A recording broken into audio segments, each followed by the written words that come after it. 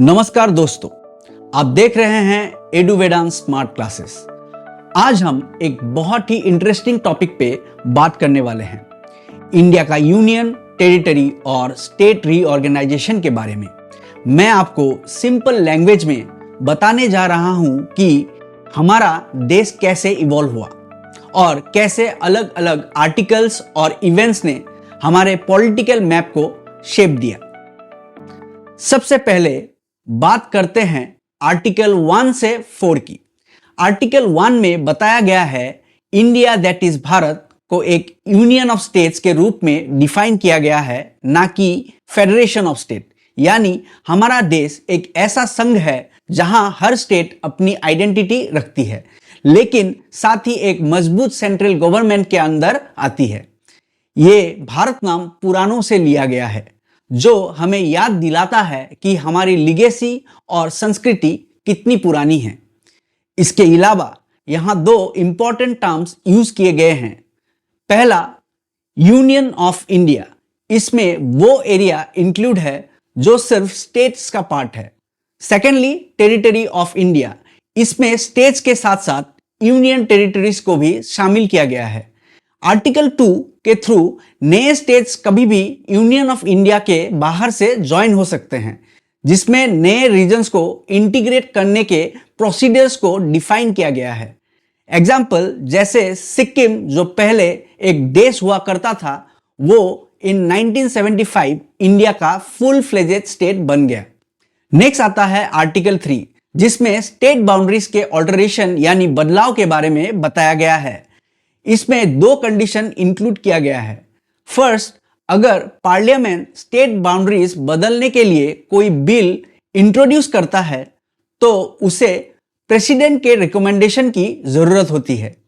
दूसरा, प्रेसिडेंट इस बिल को स्टेट लेजिस्लेचर को रिफर करता है ताकि वो अपने व्यूज फिक्स पीरियड के अंदर बयान कर सके।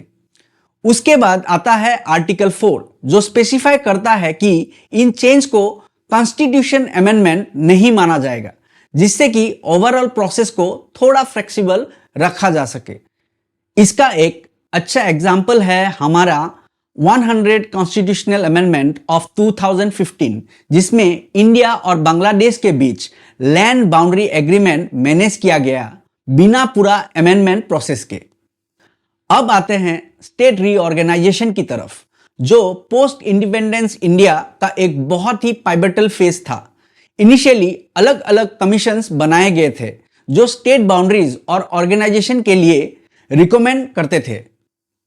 पहले एस्केधर कमीशन ऑफ 1948, जिसने एडमिनिस्ट्रेशन कन्वीनियंस को बेसिस बनाया, मतलब लैंग्वेज को उतना इंपॉर्टेंस नहीं दिया गया।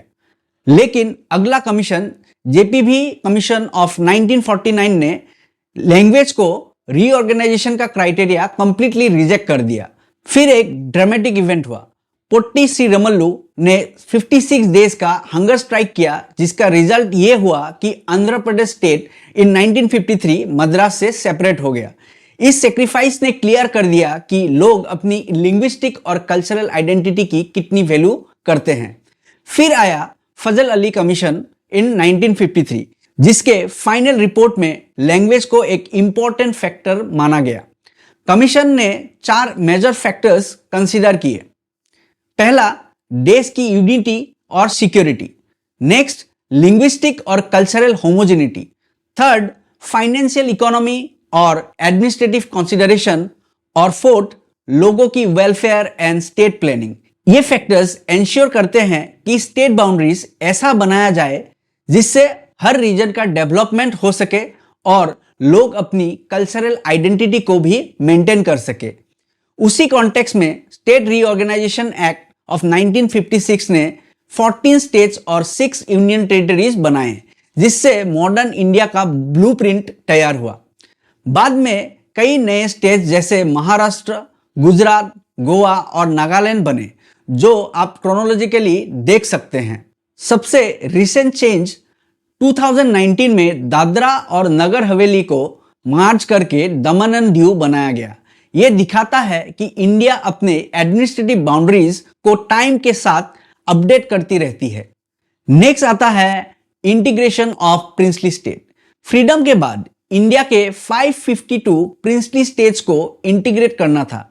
इनमें से 549 स्टेट्स एफिशिएंटली ज्वाइन हो गए, लेकिन कुछ चैलेंजेस भी आए, जैसे हैदराबाद, जूनागढ़ और कश्मीर ने इनिशियली इंटीग्रेशन के लिए मना कर दिया। पर हमारे सरदार वल्लभ भाई पटेल ने एक बहुत ही बड़ा किरदार निभाया to integrate even the states. Hyderabad की इंटीग्रेशन तो फेमस है क्योंकि उसे पुलिस एक्शन के थ्रू इंटीग्रेट किया गया, जो दिखाता है कि इंटीग्रेशन प्रोसेस के लिए कभी कभी टफ स्टेप्स भी लेने पड़ते हैं to maintain the national unity. Junagadh ने एक पब्लिक रेफरेंडम से इंडिया को ज्वाइन किया और कश्मीर ज्वाइन हुआ आफ्टर महाराज हरि सिंह ने इंस्ट्रूमेंट ऑफ एसेशन साइन किया ऑन 26 अक्टूबर 1947। तो दोस्तों, आज हमने देखा कि कैसे कॉन्स्टिट्यूशन के आर्टिकल 1 से 4 इंडिया के यूनियन, टेरिटरी और स्टेट बाउंड्रीज को मैनेज करते हैं। नए स्टेट्स को इंटीग्रेट करना या बाउंड्रीज को बदलने के लिए डेमोक्रेटिक प्रोसेस रखा गया है और फिर लिंग्विस्टिक और कल्चरल फैक्टर्स ने स्टेट रीऑर्गेनाइजेशन में बहुत बड़ा रोल प्ले किया है।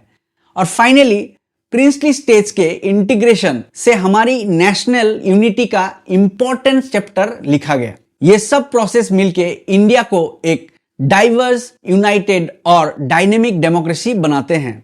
अगर आपको कोई डाउट है या आपको और भी कुछ डिटेल चाहिए तो कमेंट सेक्शन में जरूर बताइए। मिलते हैं अगले लेसन में, तब तक के लिए keep learning and stay curious. जय हिंद।